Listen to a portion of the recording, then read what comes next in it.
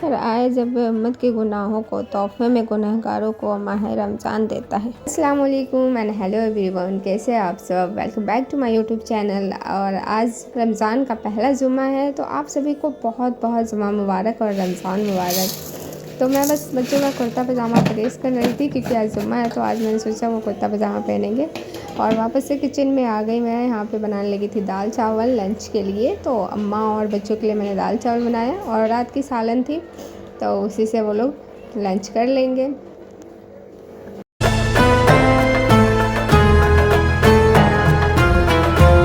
ये वीडियो मैंने जुम्मा की शूट करी हुई है और जुम्मा का व्लॉग पता नहीं आप तक कब तक पहुँचेगा, वो कौन सा दिन होगा क्योंकि मैं नहीं जानती।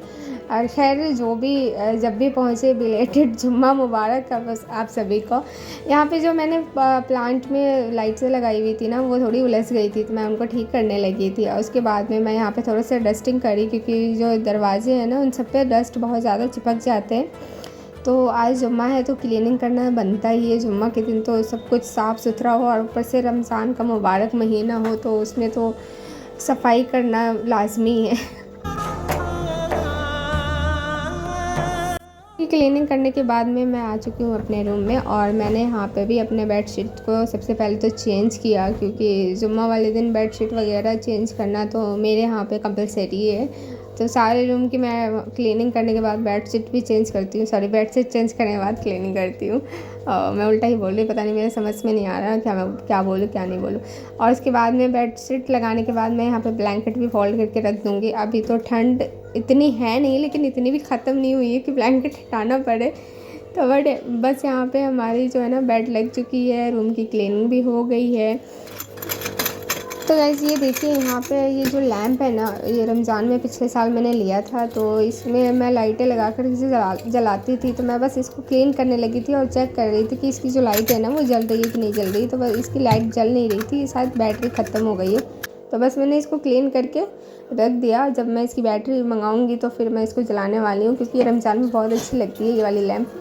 अच्छा जी, यहाँ पे मेरा जो है ना किचन में खाना भी बन चुका था और बस जो थोड़े मोड़े बर्तन बचे हुए थे मैं उसको भी साफ़ कर ली हूँ और साथ साथ में सिंक एरिया को भी मैं क्लीन कर ली हूँ क्योंकि साथ साथ में कर लेने से ना बहुत ज़्यादा मैसी नहीं होता है किचन।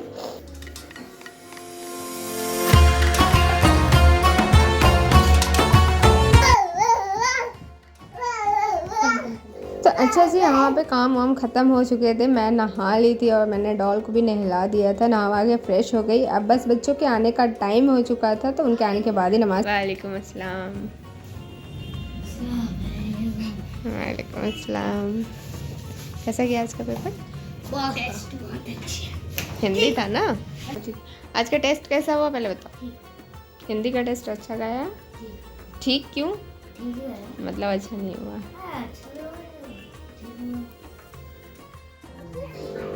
एनीवेज़ यहाँ पे असर का टाइम हो गया है और मैं पढ़ने लगी थी असर की नमाज़ क्योंकि ज़ोहर का टाइम में बच्चे आ गए थे, तो उनको खाना वाना खिलाने के बाद में मैं नमाज़ पढ़ ली थी और कुरान वगैरह तिलावत करने के बाद में बस मैं थोड़ा सा रेस्ट करने लगी थी।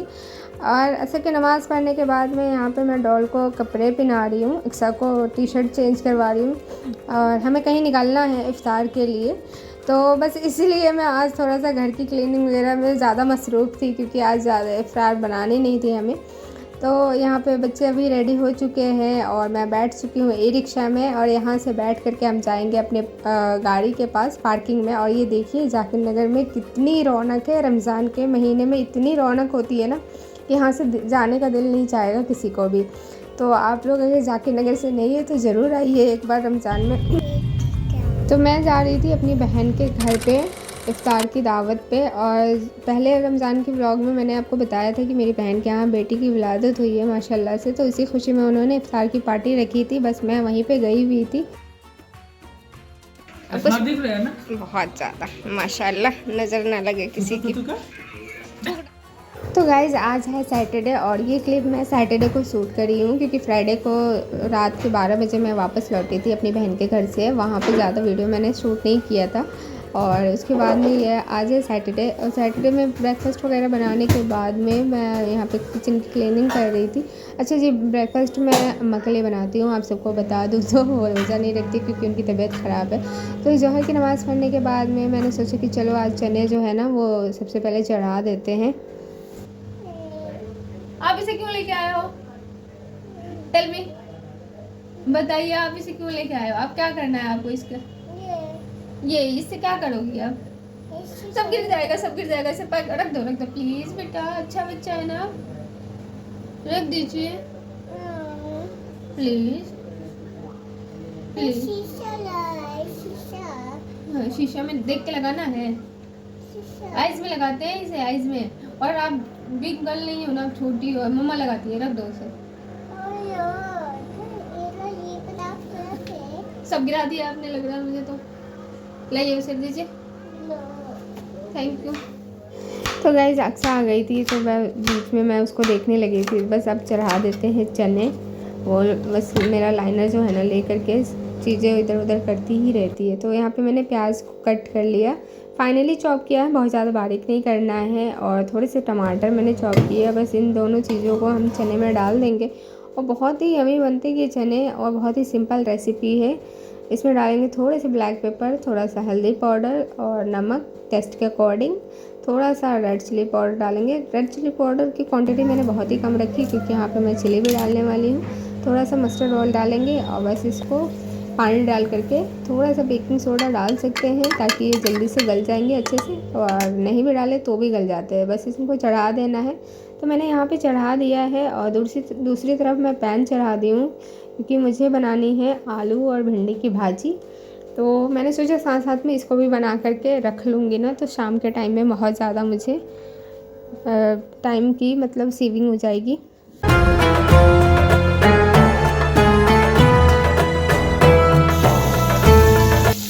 एनीवेज यहाँ पे भाजी बनाने के लिए सबसे पहले मैंने तेल मस्टर्ड ऑयल डाला, उसमें प्याज हरी मिर्च डाल करके थोड़ा सा सौटे किया। उसके बाद में यहाँ पे भिंडी और आलू को हम डाल देंगे साथ में। और बहुत ही सिंपल है, बहुत ही क्विक रेसिपी है, रमज़ान में इसे बनाने से जल्दी बन जाती है अगर जल्दी कुछ बनाना हो तो बस मैंने इसको यहाँ पे डाल दिया। और थोड़ा सा इसमें डालूँगी नींबू का जूस, जिससे कि जो है ना वो भिंडी की चिपचिपीपन जो है ना वो ख़त्म हो जाएगी। तो बस यहाँ पे थोड़े से मसाले डाल लेते हैं, नमक डाल लेते हैं और कवर करके इसको भून लेंगे हम।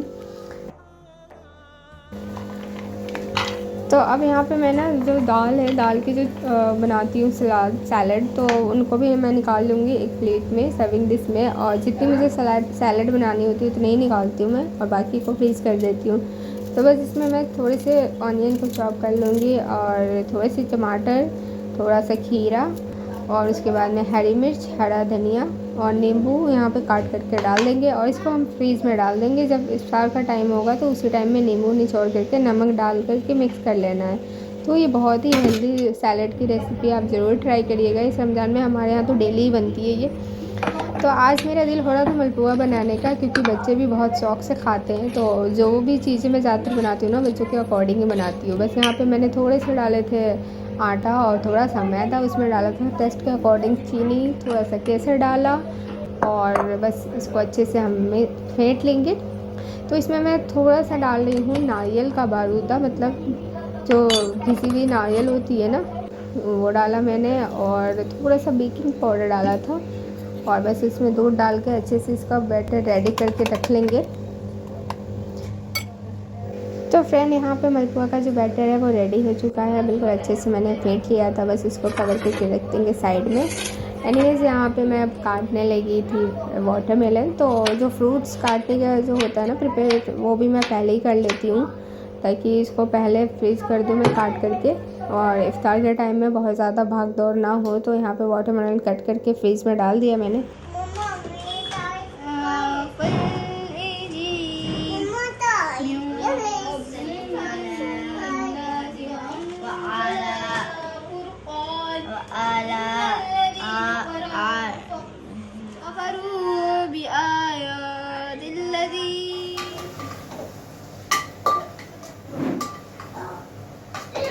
तो बच्चे यहाँ पे कर रहे थे कुरान की तिलावत। फैज़ान जो है ना वो कुरान शरीफ पढ़ लेता है, अभी रयान मदनी कायदा पढ़ रहा है, तो वो अपना दुआ वगैरह याद कर रहा था। तो मैं वापस से किचन में आ गई और यहाँ पे जो मैंने चने चढ़ाए हुए थे उसको मैं चेक कर रही थी। तो चने जो है ना ऑलमोस्ट रेडी है, बस इनका पानी जो है ना वो ड्राई करना था, तो मैं ड्राई करने के लिए रख दी। और ये बेसन जो मैं रमज़ान से पहले आप सबके साथ मैंने वीडियो शेयर करी थी कि बेसन को मैंने पहले से प्रिपेयर करके रखा हुआ था सारे स्पाइसेस डाल करके। बस बहुत ही आसान हो जाता है, बेसन निकालो, पानी डालो और घोल करके उसे रख लो, बहुत ही क्विक बन जाती है। तो मैंने बेसन को भी घोल करके रख लिया। यहाँ पे मैं शरबत बनाने लगी थी, तो यहाँ पे जो है ना शरबत भी मैं रेडी करके रख लूँगी। तो ये सारी चीज़ें ना पहले से प्रिपेयर कर लो तो बहुत ही आसानी हो जाती है, इफ्तार से पहले आपके सारे काम जो है ना निपट ही जाते हैं। लेकिन ये खैर करते करते क्या होता है ना कि टाइम जो है ना कैसे बीतता है कुछ पता भी नहीं चलता।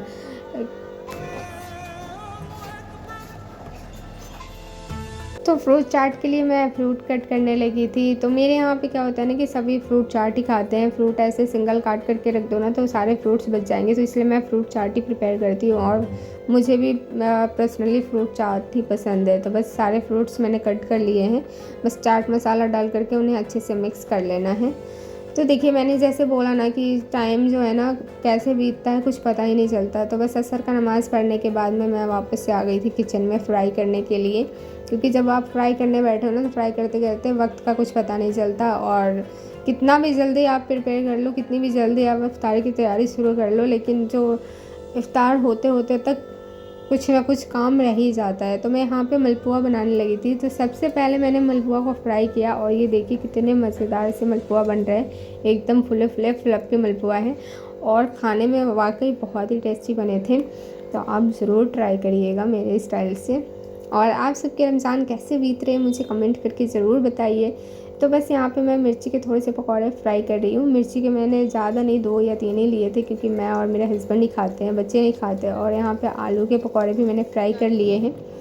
आलू के पकौड़े बेसिकली मैं बच्चों के लिए ही बनाती हूँ, बट आज पता नहीं बच्चे खाएँगे कि नहीं खाएँगे। उनके लिए कुछ भी एक्स्ट्रा होता है ना तो वो पकौड़े छोड़ देते हैं।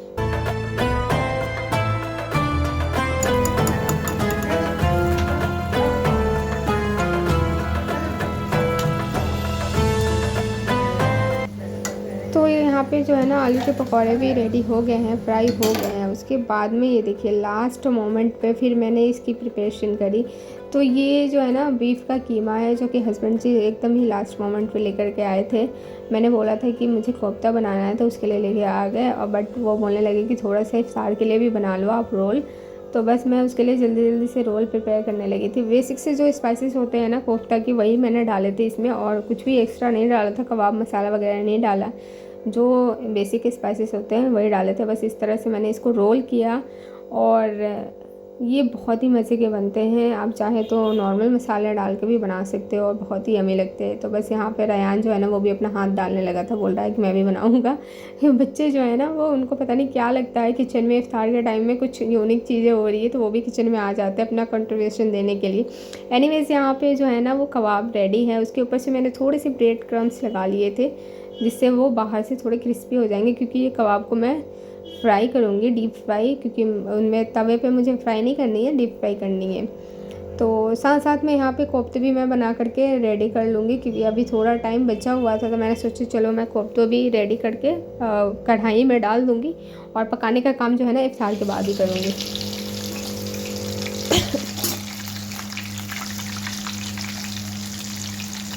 तो ये देखिए गाइस, यहाँ पे मैं बनाने लगी थी, फ्राई करने लगी थी कबाब को। तो ये कबाब भी फ्राई हो चुके हैं, और बाहर मैंने बच्चों को बोला था कि आप जो है ना ये मैट लगा दो और दस्तरखान वगैरह लगाओ। तो ये अक्सर जो है ना परेशान करने लगी थी, वो दे ही नहीं रही थी कारपेट इन लोगों को, बोल रही थी कि ये मैं खेलूँगी इसके साथ में। और ये बीच बीच में इस तरह से इसकी हरकतें होती रहती है, वो सभी को परेशान करती है। एनीवेज़ यहाँ पे जो है ना मैट लग चुकी है, दस्तरखान वगैरह लग गई है। हस्बैंड जी जो बैठ कर दुआ करने लगे थे, और मैं अभी भी किचन में ही हूँ। मेरा काम जो है ना ख़त्म ही नहीं होता, पता नहीं क्यों। बस बच्चों को मैं बोल रही थी कि जल्दी जल्दी से सारे इफ्तार ले जाके दस्तरखान पे लगा दो। और ये डॉल जो है ना वो बस रैबिट बनी हुई घूम रही है। तो यहाँ पे रयान और फैज़ान इन दोनों ने ना उठाई जिम्मेदारी, और सारी चीज़ों को ले जा करके वो दस्तरखान पे लगाने लगे थे। रमज़ान में खैर अल्हम्दुलिल्लाह बच्चे ही ये सब चीज़ें करते हैं, दस्तरखान पे लगाने का काम जो भी है, उनको मज़ा आता है ये सब करने में। एनीवेज गाइस, तो सैटरडे का भी रोज़ा अल्हम्दुलिल्लाह बहुत अच्छे से मुकम्मल हो गया। अल्लाह करे कि सभी का दस्तरखान यूँ ही भरा रहे। रमज़ान के मुबारक महीने में कोई भी इंसान ऐसा ना हो जिनका दस्तरखान खाली हो। आमीन सुम्मा आमीन। तो ये बरकतों वाला महीना है, कितना भी कम बनाओ लेकिन अल्लाह उसमें बरकत दे ही देता है। तो एनीवेज हमने रोज़ा इफ्तार किया और आज का व्लॉग यहीं पे ख़त्म करते हैं। दुआओं में मुझे भी शामिल कीजिएगा, खूब दुआ कीजिए अपने लिए, अपने घर वालों के लिए। अल्लाह हाफ़िज़।